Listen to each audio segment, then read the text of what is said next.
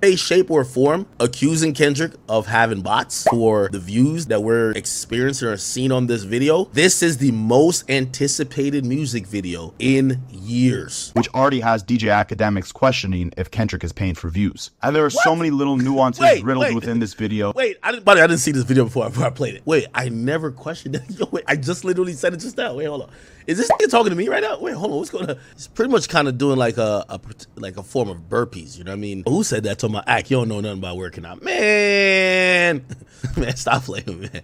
Y'all ain't shit. So guys, the other day DJ Akademiks reacted to my Kendrick Lamar Not Like Us music video breakdown. And I'm going to take full responsibility. I think I helped him see the other side, and he might now be Team Kendrick. Because he said some very interesting things about Drake, which we will absolutely touch on in this video. And he's giving Kendrick a lot of credit. So you could say he's compromised, you could say whatever you want, but he is giving a lot of unbiased criticisms of Drake, saying that the Drake stimulus package does not exist right now. I think Drake's wings feel clipped. The Drake stimulus package right now doesn't exist. So Drake going on Camilo Cabello's track didn't do nothing. That's a fact. Didn't do nothing. Saying that Kendrick is dissing Drake so hard that Drake should sue him. Kendrick is accusing Drake throughout this entire record of being into little kids, and is shown in the video doing little kid activity. Yo, chat, I ain't even gonna lie to you. I heard somebody say this before, and I might be at the point of agreeing. Yo, Drake might have to file a lawsuit, man. This is too fucking much. Like, bruv. And even recognizing Not Like Us as the biggest song in the country right now, regardless of fake streams, and saying he's actually excited for Kendrick's upcoming album. If I get like one of the biggest songs, it's probably the biggest song of the year. I'm sorry, I'm dragging that bitch too. I would have released a screenshot every 4 days. Now again, we're going to touch on everything Ak said about Kendrick and Drake and my response to his reaction to my video. But first, I just wanted to take a second and thank Big Ak if he's watching this video right now. Akademiks has been a massive inspiration for me to go harder and improve my content. He's a pioneer in independent hip-hop media and journalism,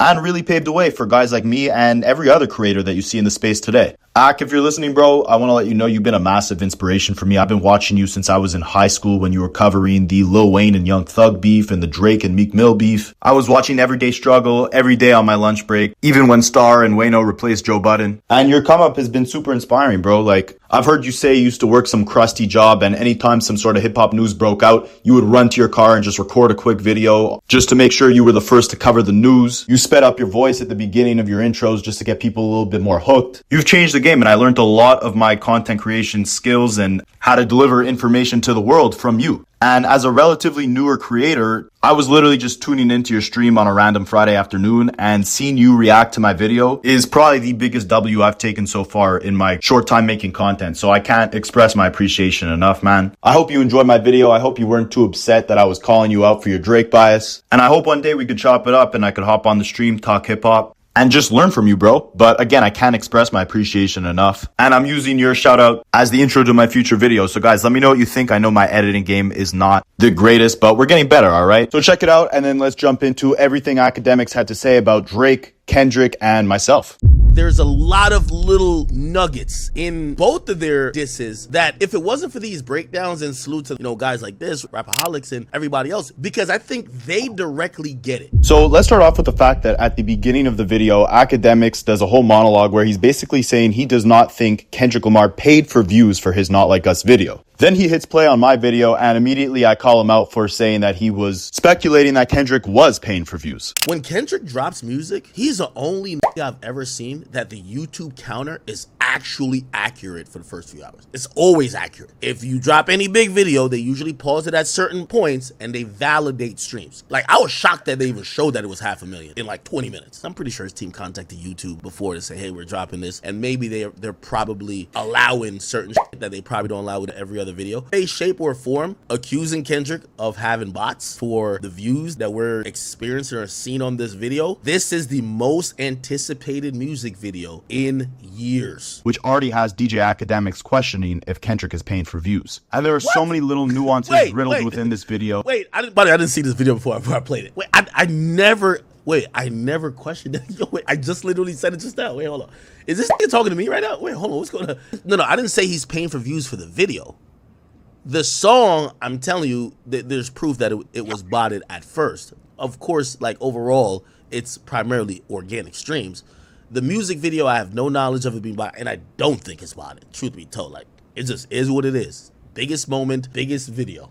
Now, I said that because right when the music video dropped, Academics tweeted out that the music video has only been out for 48 minutes and has already reached 1.1 million views, but has not been placed on the trending music tab on YouTube. Then he showed a screenshot of Drake's Family Matters music video and said that videos with authenticated views get placed into the trending tab almost immediately. So what I took from these tweets is that he's implying basically Kendrick Lamar mysteriously got 1 million views in less than an hour, and normally when views are authenticated, meaning that they're actually legit, like YouTube has processed them as legitimate views, when you get those views, usually YouTube will put you in the trending music section. So to me, that sounds like he's implying basically Kendrick Lamar's views were not authenticated, meaning that they could have not been legit. So Ak, if you're watching this, that's why I said that you were questioning if Kendrick Lamar was paying for views or not. But he cleared that up, basically saying that Kendrick's team probably reached out to YouTube beforehand saying, look, we're about to drop this massive music video and please process the views in real time to show the world the impact of this song and this video. Which does make sense. I mean, I could say from firsthand experience that when I drop content, YouTube won't accurately depict the number of views that the video has within the first few hours. It takes some time for them to process all of these views to make sure they're legit. But I think he was underestimating how many views this video would actually rack up in such a quick amount of time. And he also said he spoke to people that he knows at Spotify and they confirmed that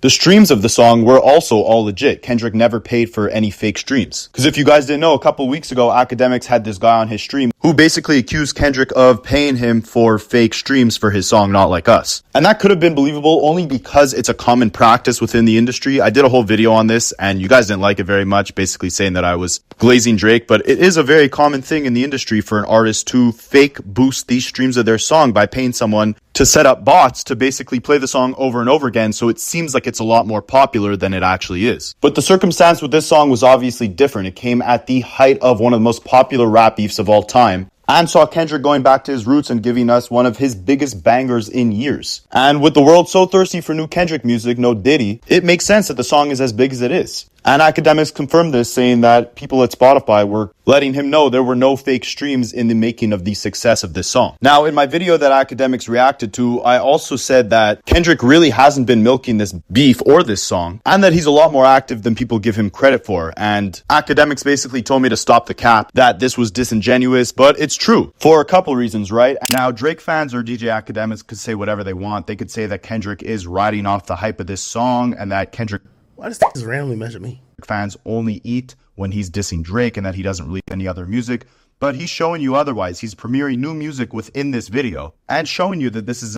disingenuous. Cut it out. Stop the bullshit. The reality of it is this. Kendrick drops the least of any major artist. Kendrick is very absent. Like, you could say he won the battle or whatever the case. We're just not going to rewrite history. Until he drops an album and he's more present, I don't give a fuck what y'all are saying. I'm not going to act like he's a guy who's always present in music. He's not. That's my only point. He's not that present in music. I hope he puts out an album. And I was wrong as well, because in one video I was saying basically Kendrick only drops once every like 3 years, which is very inactive compared to the rappers on his level like Drake or J. Cole. But in the comments, you guys pointed out to me that this isn't true. The only big gap he took was between Damn and Mr. Morale and the Big Steppers. Other than that, he drops an album basically every year or every other year. Section 80 in 2011, Good Kid, Mad City 2012, To Pimp a Butterfly came out about 2.5 years later in 2015. Then he dropped Damn in 2017. He also dropped the Black Panther soundtrack in 2018 and then just took a 4-year break until 2022 when he dropped Mr. Morale. But you have to take into account that there was also COVID, which paused a lot of releases in the music industry. And it's pretty apparent that he's about to gear up to drop another album, showing that his average is more around an album every 2 years, which is very standard in the industry. Like Travis Scott even took a longer break than Kendrick. He dropped Astroworld in 2018 and then waited 5 years to drop Utopia in 2023. Guys like J. Cole and Kanye also took 3-year breaks. Kanye dropped Yeezus in 2013 and then dropped Pablo in 2016, and Cole dropped KOD in 2018 and then dropped The Offseason, his next album, in 2021. So we can't hold every major rapper to the standard of a Drake or a Future who consistently drop projects every single year. Most artists put a lot more care and attention into each project that they drop, not discrediting anything that Drake or Future put out, but you could tell there's a lot more self-reflection and thought and emotion that goes into songs like We Cry Together or Auntie Diaries off of Mr. Morale and the Big Steppers.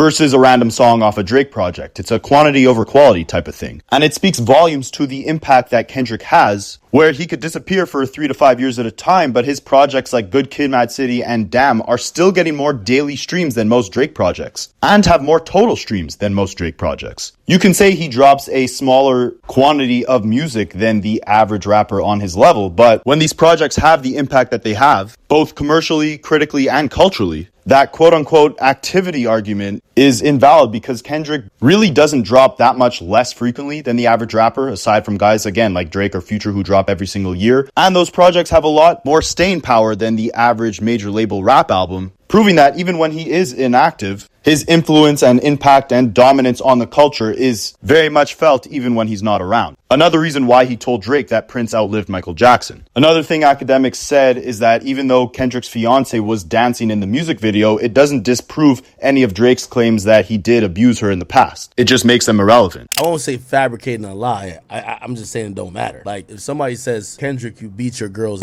ass, and maybe he beat her ass, but she's gotten over it, or if they've worked through whatever happened, you could say it and it's true, but in reality, it don't matter when they're still together. It don't matter. And I'd have to agree, it definitely does make them irrelevant, but not necessarily false. They might have had some turbulence in their relationship and patched things up, making Drake's claims true but insignificant. But at the same time, Whitney was dancing with a wife beater on in the video, which is a direct reference to Drake accusing Kendrick of beating his wife. So if he really did that, would she really be wearing that in the video? Like, I'm not going to spend too much time on this topic, but I think she's putting those abuse allegations to bed with that wife beater that she's wearing in the video. Now, let's touch on something a little more interesting, because academics also said that the Drake stimulus package is dead right now. Again, showing that he might have lost his touch as that invincible, larger-than-life figure within the culture. Every feature he's dropped recently has flopped ever since the beef. He dropped a song with Sexy Red. It didn't leave any impact. He dropped a parody to Hey There Delilah, and he dropped 2 pop records on Camila Cabello's latest album, and all of those failed to hit the charts. I think Drake's wings feel clipped. The Drake stimulus package right now doesn't exist. So Drake going on Camila Cabello's track didn't do nothing. That's a fact. Didn't do nothing. But I'd argue this has been going on for a long time. Like, name me the last time Drake has been a feature on a record and the song was a hit specifically because of his feature. 2018 was the last time I could remember where he was hopping on newer artist songs and the songs would blow up because of him. Or he would hop on features like Sicko Mode and we would remember the song mainly for his verses on the track. And I think this beef has shown us that many of Drake's current ops, he's responsible for their biggest hits. Guys like Rick Ross or Future, their biggest songs have come from Drake features. And newer artists like Lil Baby, Blockboy JB, Migos, McConan, all of them got their first hits, or some of them their only hits, after Drake laid a verse on their track. And music's subjective, but the last time I could remember Drake being responsible for a song being a hit, where he was a feature on it, was Life is Good by Future. I think without his hook and his verse on that song wouldn't be what it was today.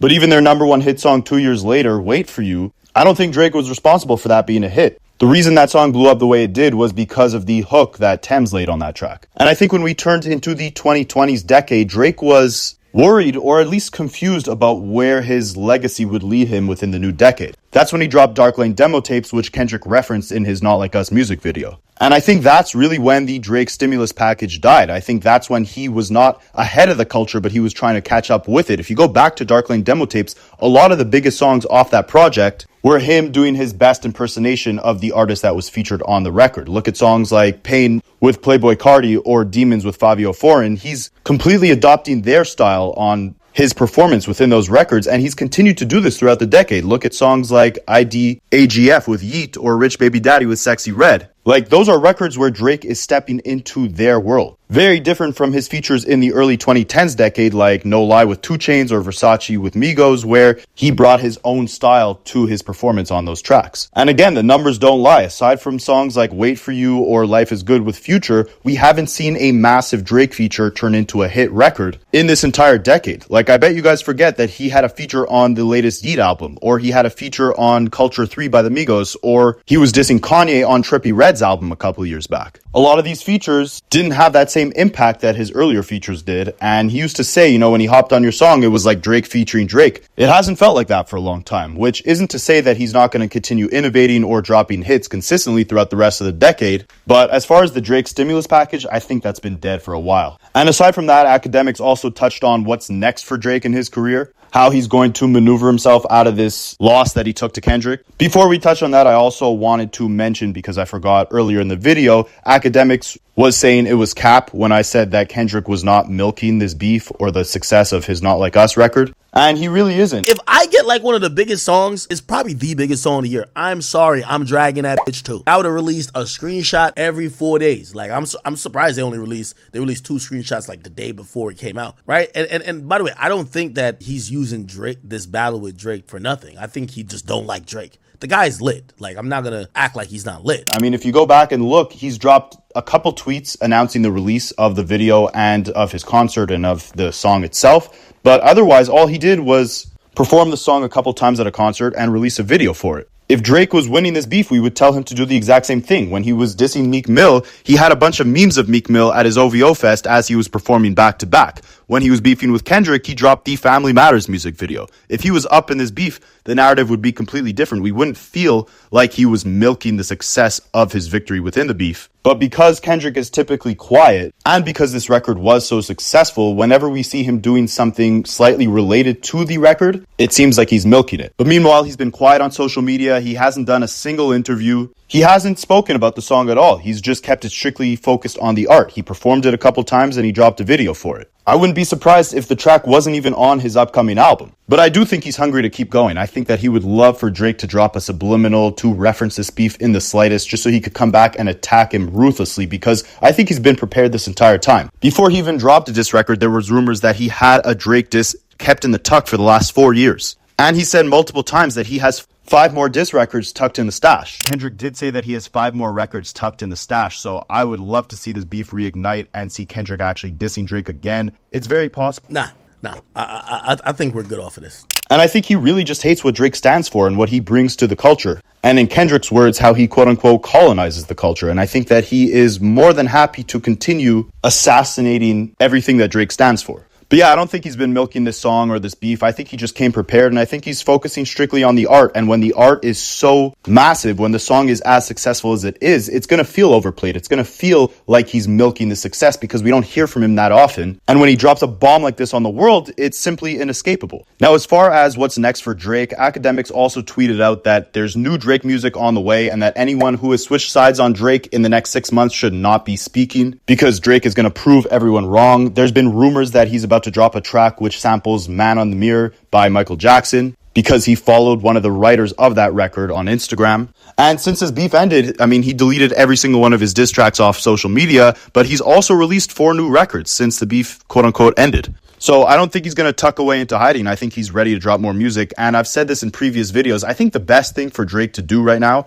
would be to sit back and emphasize the fact that he is the underdog and alone within the industry right now, that everyone has turned on him, that the people don't perceive him the same way we once did, a couple years ago. However, he is easily about to prove them wrong. And I think the most effective way he could do this is by going the J. Cole route and dropping a record with no features. Keep it just Drake, sing, rap, show everyone, what we loved you for, link up with 40 and give us that classic Drake feel in the sound and really get introspective with it, right? Because a lot of things have been exposed on Drake that he should be touching on, right? One of Kendrick's main disses throughout the entire beef is that Drake is a colonizer, that he appropriates the sound of Atlanta trap artists and uses it for his own personal gain. He's spoken about how Drake's upbringing does not reflect the character that he portrays today. And Drake has touched on this multiple times. Just as early as his 2023 song Wickman, he rapped the bars, "White America saying I'm becoming a threat. Black America love to remind me what my mama looked like as if I'd ever forget. I'm never enough. But much to their dismay, I'm leveling up." Basically saying that due to his biracial identity, he can never please both sides. And he touched on this in his 2019 interview with Elliott Wilson and B-Dot, where he said that people discredit his accomplishments as if he's not on the same playing field as everyone else in the culture. He was saying that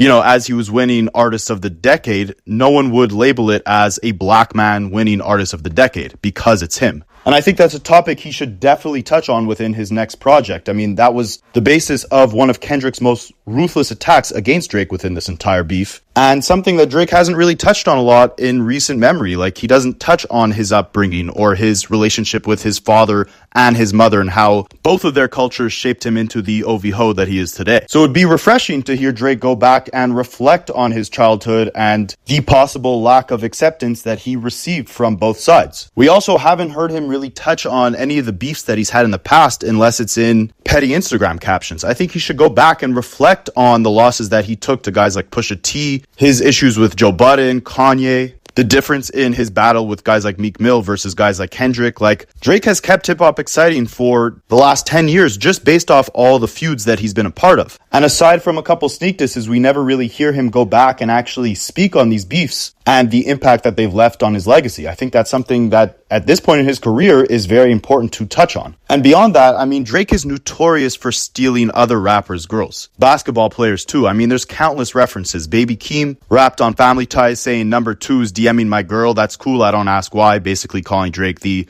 number 2 rapper in the game, directly under Kendrick. We know that Drake invited Rick Ross's ex-girlfriend to his concert. We know that Future and Drake and Metro and Drake have both had issues with women in the past. We know that Drake was involved romantically with Bella Hadid, who was the ex-girlfriend of The Weeknd, and now they no longer get along. Like, there's something about Drake and just stealing rappers' girls, and I think that at this point, again, in his career, with so many of these guys turning on him because of that, it's important that he touches on that in his music. He's always touching on different relationships that he's been in. The only ones I could directly remember him referencing almost by name were Serena Williams and Rihanna. I mean, him and Chris Brown got in a fight in a club over Rihanna, and now him and A$AP Rocky are beefing over her. And with Serena Williams, I mean, he called her husband a groupie on one of his tracks back in 2022, and he had a whole beef with Common, which started because of her. So I think it's time, now that the narrative is kind of like, you know, you're a colonizer, you sleep with your friends' exes, the whole game has kind of turned on you, like,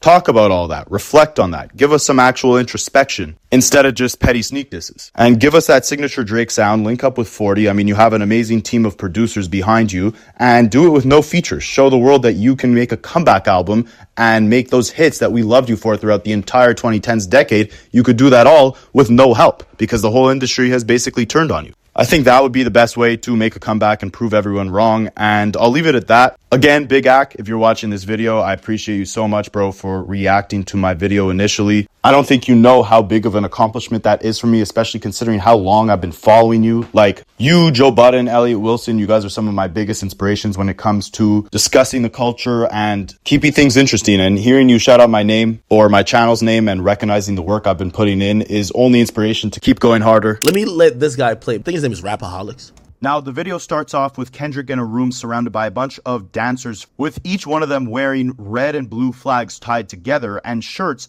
that had the colors red, blue, and white on them. Again, referencing the colors of the American national flag, and the blue and red rags signifying the unity that Kendrick is bringing to gang members within his city.